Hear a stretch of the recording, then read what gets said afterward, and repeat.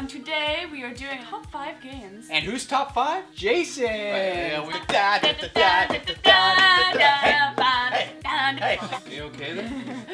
We're gonna talk about my top 5 video games of all time, in no order. Let's start with Super Mario World. Classic! One of my all-time favorite games. I lived in co-op housing when I was young. It's true.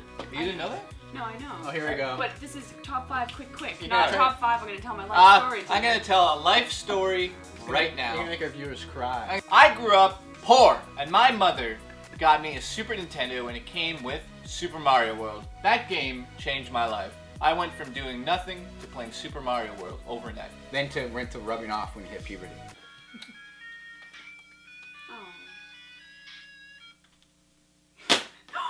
We carry on here. I love that you can go on Yoshi. The fact that you had that overall view of the map, bird's eye view of the map, just like Super Mario 3. Yep. The 2-player system was great. You had the cape, you go.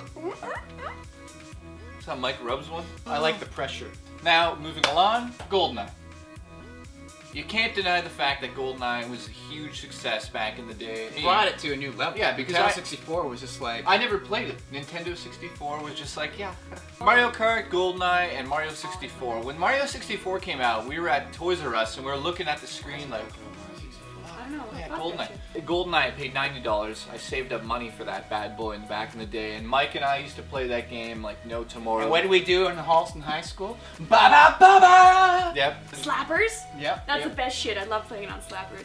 The fact that you could throw knives in that game was crazy. The multiplayer experience was like having Xbox Live without it being all over the universe. So many modes. Paintball mode? Love paintball mode. It was amazing. I used to just turn it on and just run through the level shooting people just because I missed the game so much. It just brought the console gaming to another level. Yeah.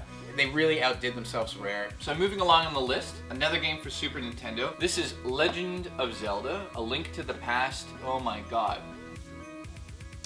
A Link to the Past was so epic.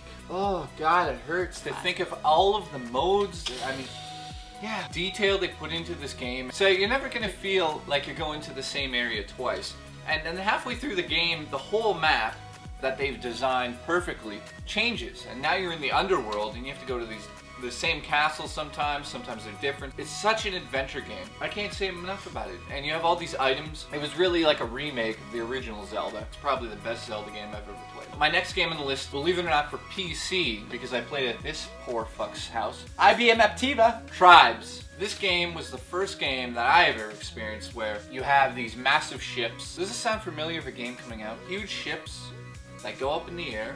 You can bring almost your whole team with you, and there's one dude driving it. And if you're driving and you fuck up, you kill everyone. And you also had some jetpacks. And this was just crazy because these maps were huge, and you could just jetpack right across these bad boys and be shooting down, and you only have a limited amount of jet fuel, and then you slowly come down. Just before you hit the ground, you hit it again, you go, and it was just like, oh my god, this is amazing, addictive. I can't stop playing this game. Maybe. It did inspire a lot of games. Definitely. A lot of A ton of games. It basically set the standards for online multiplayer games at the time. A vehicle, and you can control it, and then have teammates jump on with you was just incredible. It really was ahead of its time. Definitely. If you got an old PC kicking around, play some Tribes. What's your last one? I am very good at racing games. And back in the day, FZero, I came in second place in all of Canada in a time trial, and they gave me a copy of the game and some other shit. So I'm playing FZero for the Nintendo GameCube in the Canadian Championships, and I came in second place by literally 0.2 milliseconds. Somebody in Montreal, Canada beat me. Oh, bonjour! Yeah. And everyone that was coming up, the first... Oh my god, who is that? Who is that? It's Chris. Is it? Chris, we're fucking filming, man. And why is this one of your top 5 favorite games?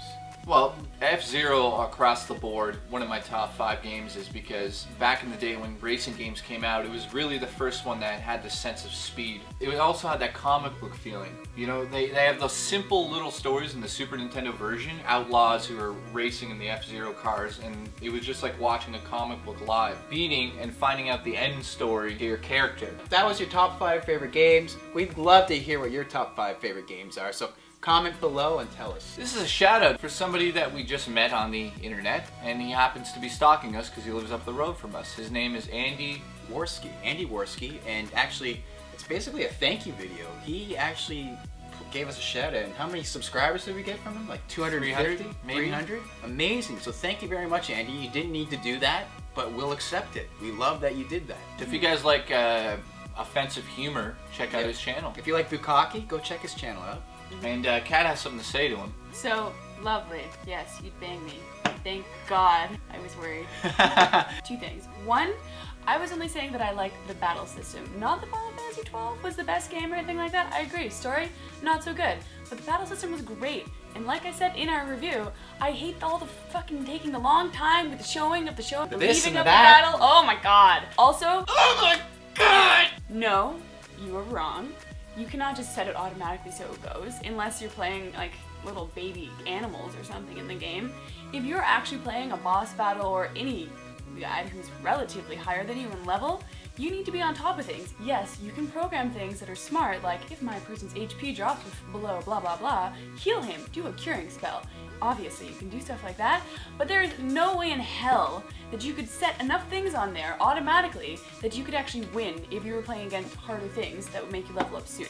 Andy, you pissed her off. You pissed her off. Now we have to deal with it. Filming 3KB has been postponed this whole week. Yeah. It's like she's on the rag. It's all your fucking fault. nightmare. I got a UTI because of it. Go Yep. figure that out. How do I get a UTI from this? Andy, thank you very much. Love your De Niro impression, debating whether to suck a cock or not. And I'm sorry about your childhood. And Mike's childhood. Thank you very much, When's Andy. the last time you touched down there? Well, it's been a while. I probably have a big load. Oh my God! Let's move this to the... She moves Aye, in aye. mysterious All the goods. ways.